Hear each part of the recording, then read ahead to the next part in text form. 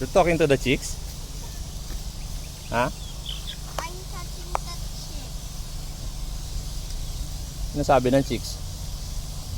It's eating. It's not talking. It's not talking. The chick is not talking about the people and kids to talk. Ah, okay. Okay.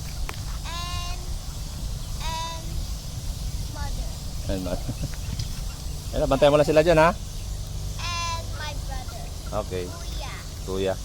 And my sister. Pinapakainin mo sila dyan, ha? Bantayan mo sila maayos, ha? Dapat di sila nag-aaway, ha? Okay. Okay, very good. Po yung bunsoy natin dun. Ayan. Dito naman tayo. Pakainin natin si Butchik. Hello, Butchik! Narinig mo na ako, Butchik? How are you? Hi, Butchik. Ay, gutom na rin si Butchik. Ay, yung mga anak mo, yung dalawa sa gilid, oh. Nabigyan po natin ng pagkain si Butchik. Yan, ito po ang pagkain niya, yung lactating. Bibigyan din po natin siya ng mga gulay-gulay kasi native naman yan. So, kailangan po niya ng lactating para sa padede dun sa dalawang beak niya. Ayan, lagyan natin ng tubig. Ayan, hinahalo na po natin yung tubig sa pagkain niya para isang tabo lang. Bukas magdadala tayo dito sa kanya ng mga gulay-gulay. Yung galing sa palengke. Eh, medyo masigla na po yung dalawa niyang ano. Ayan, maliit-liit lang po pero papalaki natin yan. Puro babae po yan. Padami natin yan. Happy ka na po, Chick? Chick? Happy farming po. Enjoy naman. Ayan po. Ayan siguro talaga yung mamana sa akin. Ayan, habang nagpapakain siya, doon nakaupo. What are you doing? Putting chick.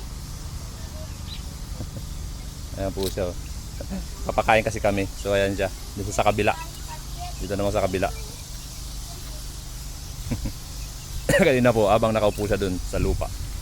Nakaupo siya sa tsinelas. Hipo-hipo niya yung mga sisiw. Binabantay niya. Kanina pa siya dyan. Are you happy? Why?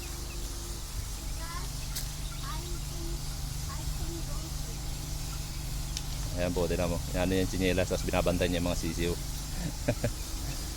Ayan, hawak-hawak niya. Napadapo niya yung ano.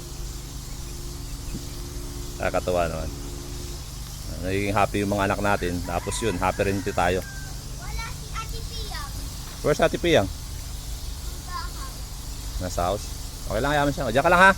Bantayan mo yung mga sisiw natin, ha. Alright, alright mga kapalong. Baka may nakakain sa aso yung walang natita. Ah,